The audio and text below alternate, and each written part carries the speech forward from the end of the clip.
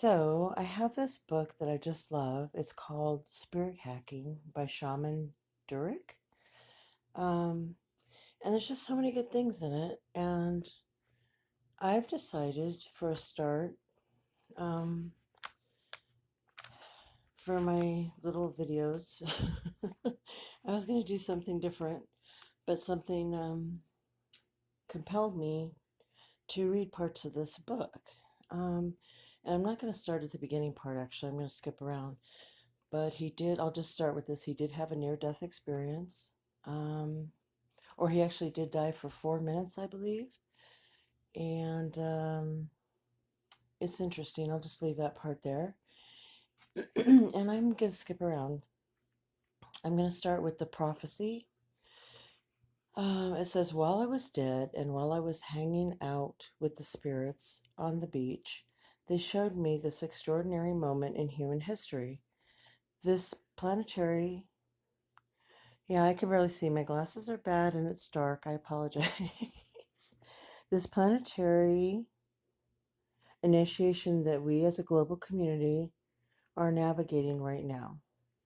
Many shamans, tribal, and indigenous traditions have, have prophesized about the epic transitional time for our species.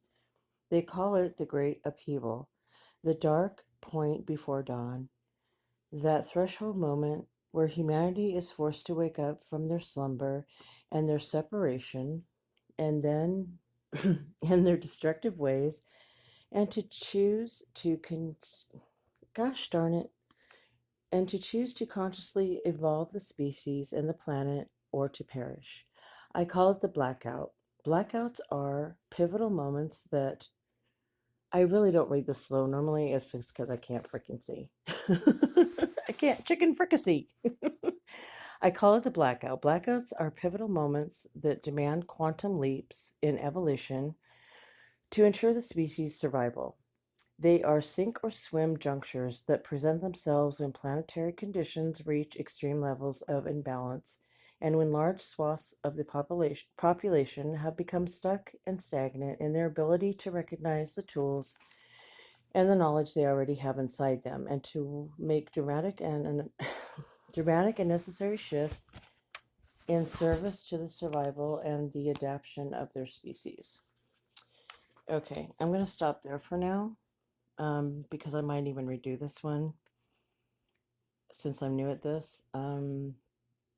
The next chapter is good too, or I might go jump around a little bit.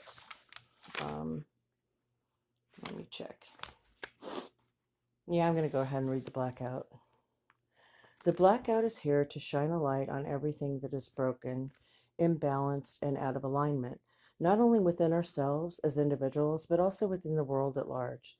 We are currently navigating a period of great disconnect that has us bearing witness to disruptive weather patterns, large scale natural disasters, and tremendous amounts of social, political, cultural, and technological upheaval.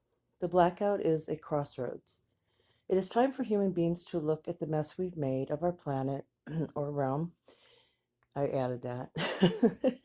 And our systems and our society, and to make the shifts we need to make if we are to survive and to level up.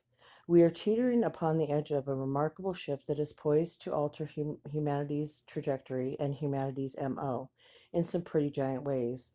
The blackout is inviting human beings to decide whether we are going to continue to think against ourselves and continue to steer the planet into darkness, or if we are going to wrangle our thoughts for the supportive and take responsibility for ourselves and for our situation here on planet Earth, this realm, and embrace the light.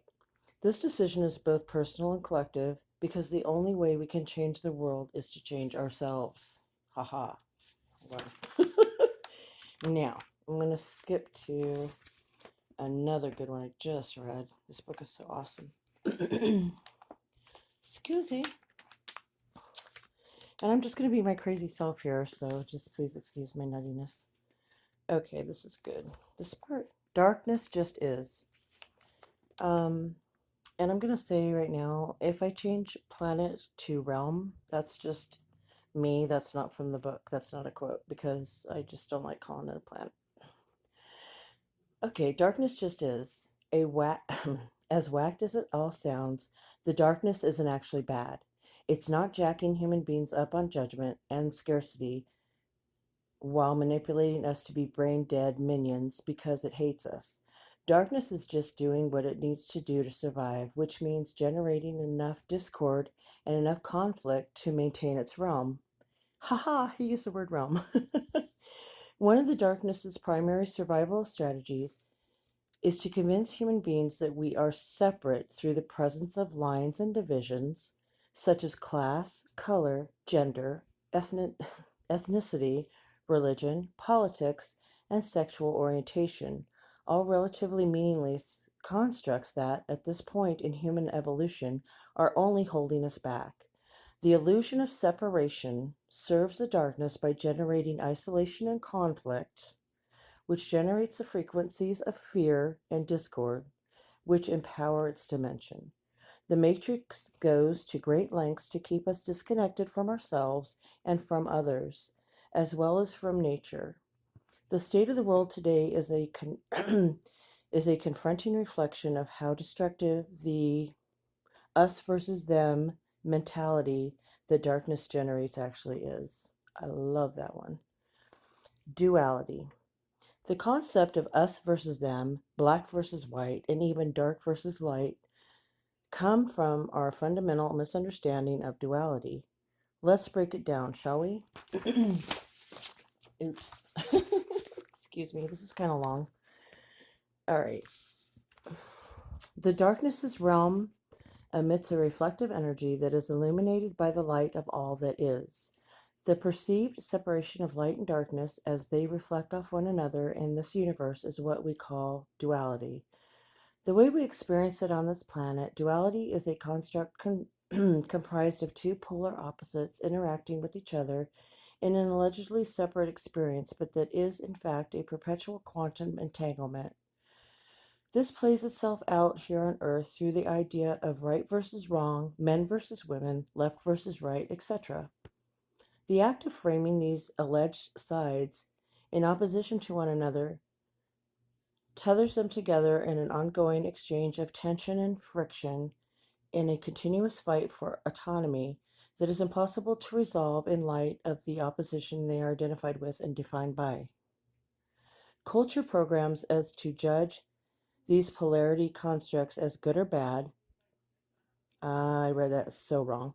Culture programs us to judge these polarity constructs as good or bad. The thing is, good and bad are subjective opinions that don't actually exist of their own accord. Good and bad are arbitrary judgments defined by our social structure. For instance, whereas we in the States judge the idea of serving dog for dinner as wrong and bad, in Cambodia, the idea of dressing your chihuahua in a sweater and letting it sleep in your bed and lick you on the mouth is just appalling. Duality is a culturally indoctrinated lens of perception. We don't have this in shamanism. Shamans don't classify things as good or evil. We understand that the beings and the circumstances that are creating pain and resistance in our lives are gifts from spirit that are supporting our growth. I'm going to reread that because I love it. We understand that the beings and the circumstances that are creating pain and resistance in our lives are gifts from spirits or from spirit that are supporting our growth. We don't label them as good or bad or right or wrong. We have darkness and we have light. Darkness isn't bad. Darkness is just an energy frequency that needs love to return it to the light. Think of darkness like a drop of ink that's been added to a glass of water, which is the light. The presence of the ink doesn't invalidate the water's existence. The water just needs to be purified to return to its original state. But the ink isn't bad and the water isn't better, because duality doesn't work like that. Duality is an evolutionary construct that allows us to understand what is and what isn't. The purpose of duality isn't about choosing sides, it's about transcending the illusion of sides altogether and learning to embrace the whole. The blackout is asking us to evolve beyond duality, which means our task is not to blame the darkness or to shame the darkness or to fight the darkness. Our task is to embrace the darkness and all the lessons it is illuminating, while taking responsibility for the world we have created, stepping into our rightful place as quantum creators, and lifting and shifting ourselves and the realm. He says planet. And that's it for now. Although I should read the part about the creator, which I like. But yeah, I don't have to redo this. It's 10 minutes in. I'm going to stop there and I'm going to read the rest later. It's got some good stuff in here. All right, cool. That's my first video I'm posting. Woo woo. Love you all.